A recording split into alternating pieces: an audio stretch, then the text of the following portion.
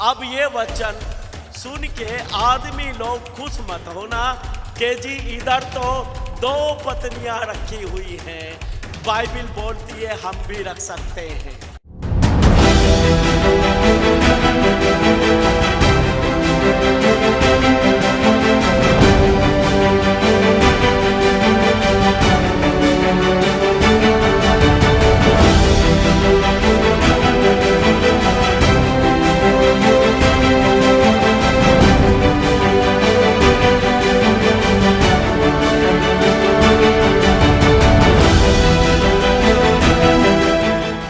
यहाँ पर एक व्यक्ति है, उसका नाम एलकाना है और एलकाना ने 2 शादियां की हैं।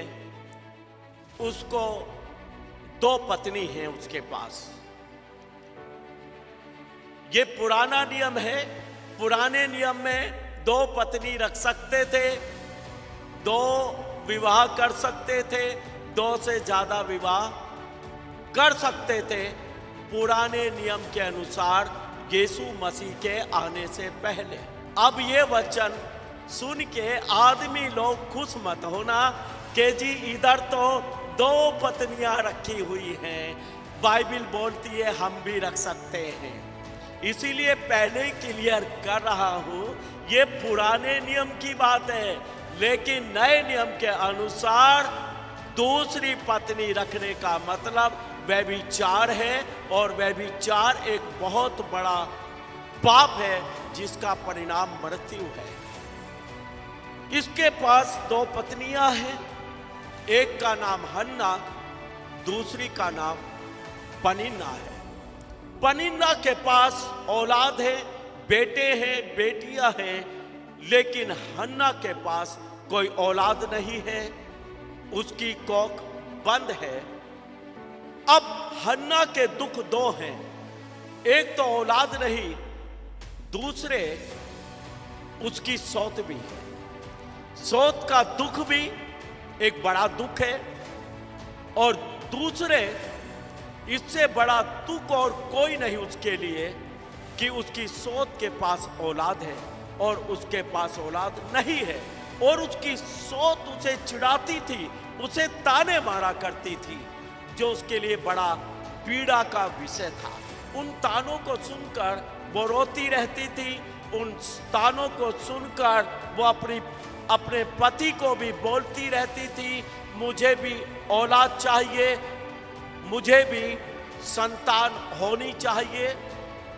और उसका पति बोलता था कि क्या मैं 10 बेटों से भी अधिक तेरे लिए अच्छा नहीं हूं क्या? लेकिन जो संतान का सुख है वो तो अलग ही है। पति वो सुख नहीं दे सकता जो सुख संतान का होता है। हन्ना संतुष्ट नहीं होती है उसकी बातों से, लेकिन उसका पति भी कुछ नहीं कर सकता है, क्योंकि औलाद पति नहीं देता है, औलाद देने वाला तो परमेश्वर है। आमीन। क्योंकि लिखा है गर्भ का प्रतिफल यहोवा की ओर से होता है। गर्भ की आशीष परमेश्वर ही देता है। आमीन। ऐसे बहुत सारे जोड़े मैंने अपने जीवन में देखे हैं। मेडिकली पति पत्नी दोनों फिट हैं, कोई कारण नहीं कि उनको औलाद ना हो, लेकिन तो भी उनको कोई औलाद नहीं है। कारण परमेश्वर की इच्छा। कारण आदमी संतान पैदा नहीं करता है, संतान की आशीष तो परमेश्वर देता है। आमीन। अब एलकाना इसका पति भी विवश है और ये जानती है मेरा पति भी कुछ नहीं कर सकता है। कुड़ती रहती है, सालों साल कुड़ती रही, सालों साल इसकी सौत इसे चिढ़ाती रही और ये चिढ़ती रही। इसका दुख बढ़ता चला गया, लेकिन आखिर में इसने एक बात को समझा। मेरे रोने से, मेरे दुखी होने से, मेरे चिढ़ने से, मेरे चिल्लाने से कुछ भी होने वाला नहीं है। जो कुछ करने वाला है वो परमेश्वर करता है। आमीन। आमीन।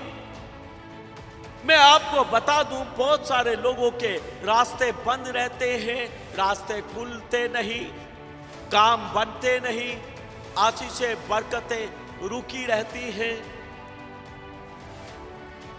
और वो दुखी रहते हैं, लोगों से अपने हालात बताते रहते हैं, लोगों के साथ जिक्रा करते रहते हैं, हमारी हालत तो ऐसी है जी, हमारा तो कोई काम बना नहीं जी। इन बातों से कुछ होने वाला नहीं है। आपके रास्तों को खोलने वाला केवल एक है और वो है प्रभु यीशु मसीह। आमीन। जब तक व्यक्ति इस बात को नहीं समझेगा कि उसके रास्ते यीशु मसीह खोल सकता है, उसको बरकत और आशीष देने वाला परमेश्वर है, जब तक इस बात को नहीं समझेगा और इस बात को समझकर अपना प्रार्थना का जीवन नहीं बनाएगा, प्रभु से प्रार्थनाएं नहीं करेगा, तब तक उसकी जिंदगी में कुछ होने वाला नहीं। क्योंकि कोई मनुष्य आपके जीवन में कुछ नहीं कर सकता, सब कुछ करने वाला परमेश्वर है। आमीन। अधिक जानकारी के लिए हमारे दिए गए प्रेयर हेल्पलाइन नंबर पर आप 2400 घंटे कॉल कर सकते हैं।